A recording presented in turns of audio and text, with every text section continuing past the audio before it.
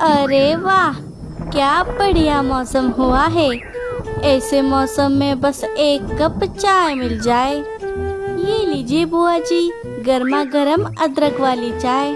अरे वाह वाह मीठी, तूने तो मेरे मुंह की चाय छीन ली।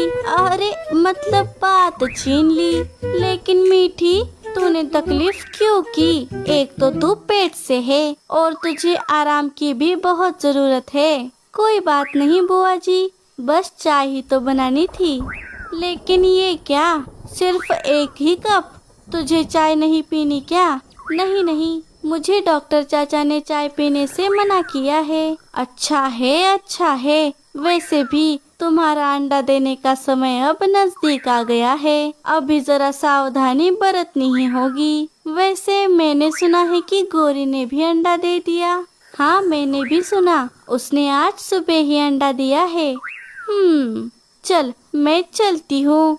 घने बादल आ गए हैं, लगता है बारिश शुरू हो जाएगी। कुछ बात हो तो बेझिझक मुझे आवाज लगा देना। ठीक है। बुआ जी अपने घर चली गई। बुआ जी के जाते ही हल्की हल्की बारिश शुरू हो गई और आसमान में बिजली कड़कने लगी। अरे, लगता है बड़ी तेज बारिश आने वाली है। मीठी अपने घोंसले में आराम कर रही थी, तभी उसके पेट में दर्द होने लगा। अरे, ये क्या? मेरा पेट, लगता है अंडा देने का समय हो गया है। मीठी को बहुत दर्द हो रहा था। थोड़ी ही देर बाद उसने एक प्यारा सा अंडा दे दिया। मेरे प्यारे बच्चे, तुम्हारा इस दुनिया में स्वागत है। अब बस तुम जल्दी अंडे से बाहर आ जाओ।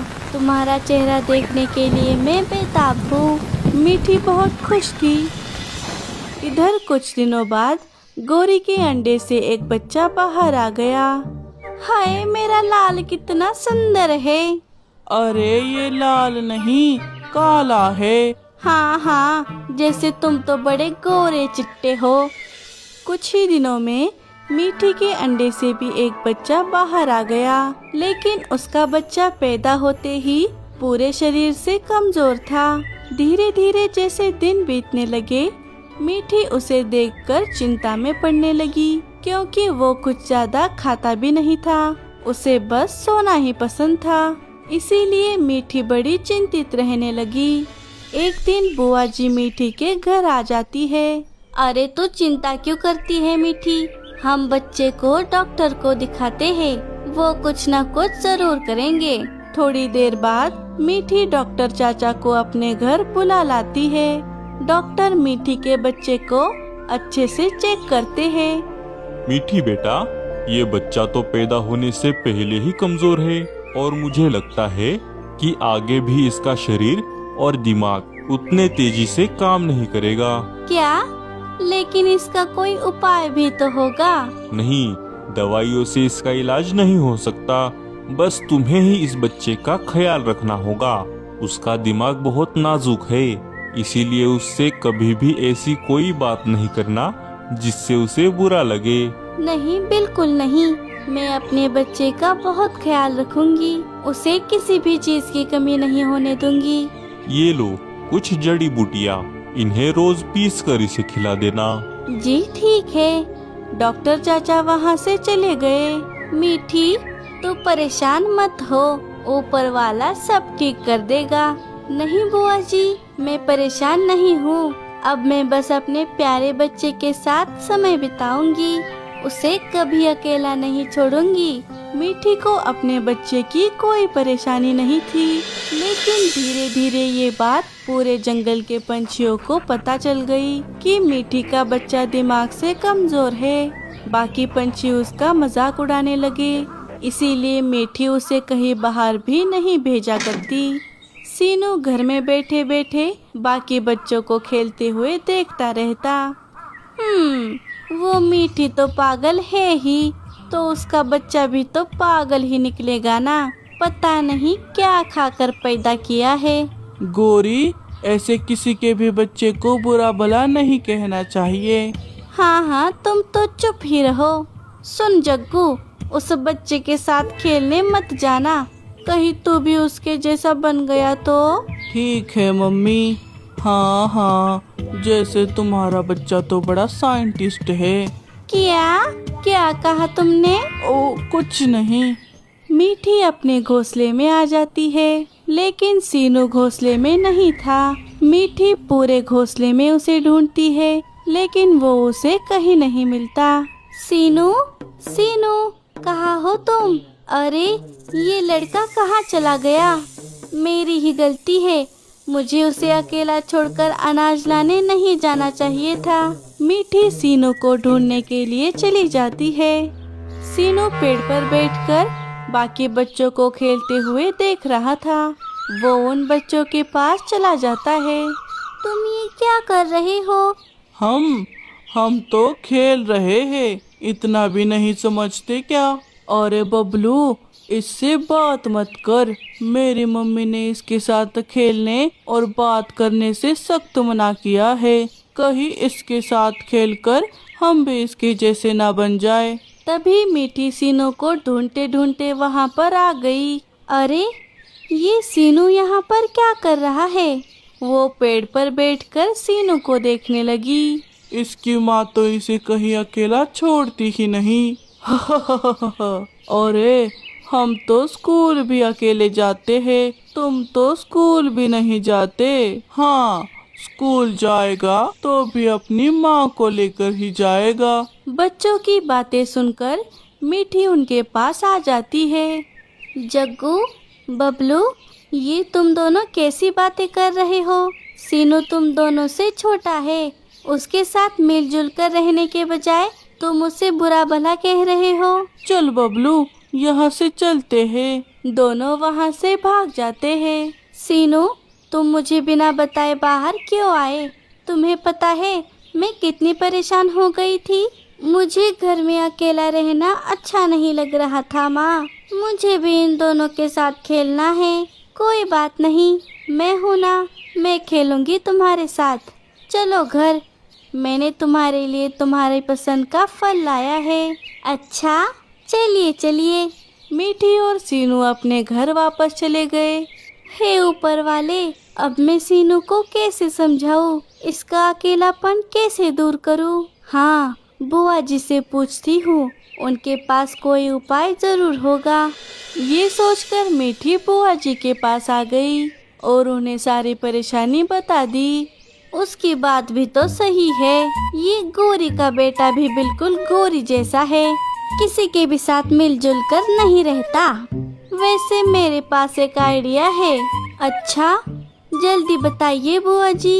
देख, उसे अकेलापन इसीलिए लग रहा है क्योंकि उसके पास करने के लिए कुछ और है ही नहीं। तो तू उसे कुछ ऐसा काम दे दे जो उसे पसंद भी आए और वो उसे ही करता रहे, जिससे उसे बोर भी नहीं होगा और कहीं बाहर जाने का ख्याल भी नहीं आएगा।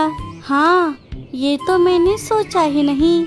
ये अच्छा आइडिया है, मैं कुछ ऐसा ही करती हूँ। शुक्रिया बुआ जी। लो, अब तो कब से शुक्रिया करने लगी। तू तो बस मुझे एक मीठी चाय पिला दे, मैं उसी में खुश हो जाऊंगी।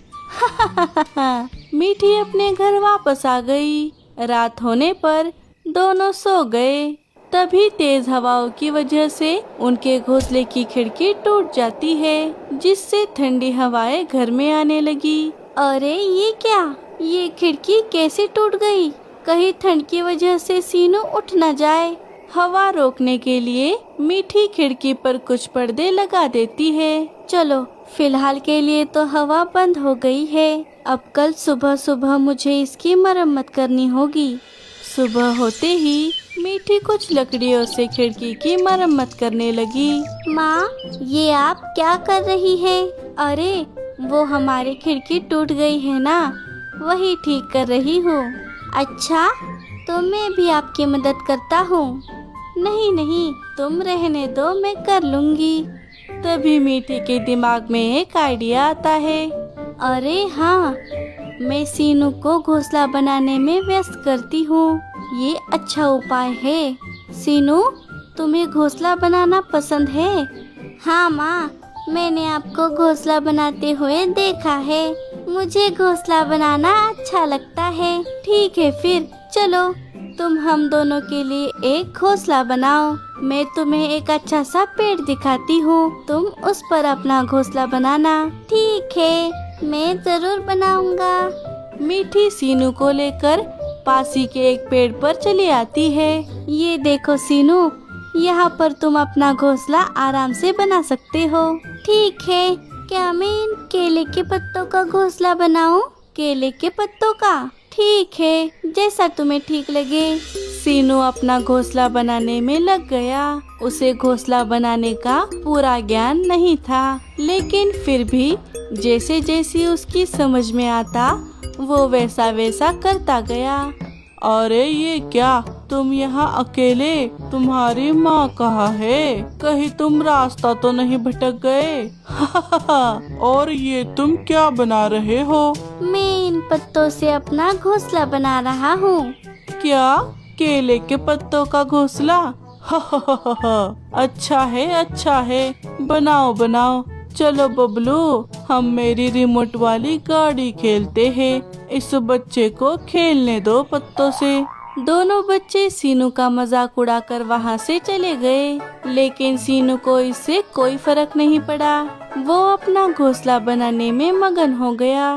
कुछ दिन बीत गए और एक दिन शाम को अचानक से तेज हवाएं चलने लगी और जोरों से बिजलियां कड़कने लगी। सभी पंछी डरे सहमे अपने घोंसले में बैठे थे कि तभी अचानक से तेज बारिश शुरू हो गई। बारिश की बड़ी बड़ी बूंदों ने पंछियों के घोंसलों को नुकसान पहुंचा दिया, जिससे बारिश का पानी उनके घोंसले में आ गया। हाय दैया रे दैया, ये क्या? कहीं मैं भी इस बारिश के पानी में डूब ना जाऊं। माँ, मुझे बहुत डर लग रहा है। डरो नहीं बेटा, मैं हूँ ना।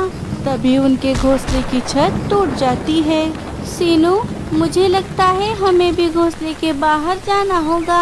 हमारी भी घोंसले की छत टूट रही है।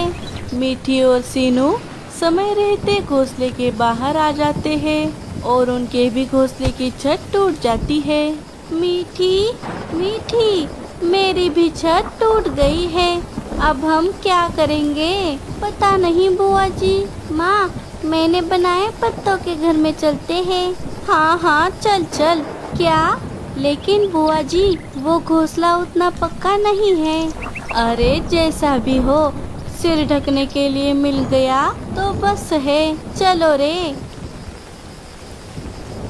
तीनों पत्तों के घोंसले के पास आ गए। सीनू ने बनाया पत्तों का घोंसला देखकर मीठी और बुआ जी चौंक गई। सीनू, ये घोंसला तुमने बनाया है? हाँ, ये मैंने ही बनाया है। वाह वाह सीनू बेटा, तूने तो बड़ा कमाल कर दिया। देखा मीठी, मैं ना कहती थी हमारा सीनू बहुत होशियार है। हाँ बुआ जी, आज मेरी जिंदगी का सबसे खुशी का दिन है। अरे वो किसका घोंसला है जो इतनी बारिश से भी टस से मस नहीं हो रहा? चलो दोस्तों, हम उसी घोंसले में पनाह मांगते हैं। सभी घोंसले के पास आ गए। मीठी सभी को अपने घोंसले में ले लेती है। मीठी, तुमने ये घोंसला कब बनाया? हमें तो पता ही नहीं था। अरे ये घोंसला मीठी ने नहीं, हमारे सीनू ने बनाया है। क्या? बुआ जी, मजाक क्यों कर रही है? नहीं मम्मी, हमने सीनू को घोंसला बनाते हुए देखा था।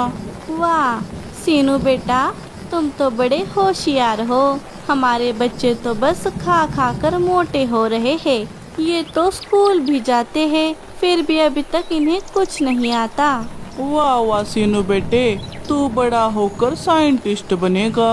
सभी सीनू की तारीफ करने लगे। मीठी ये देखकर बहुत खुश हो गई।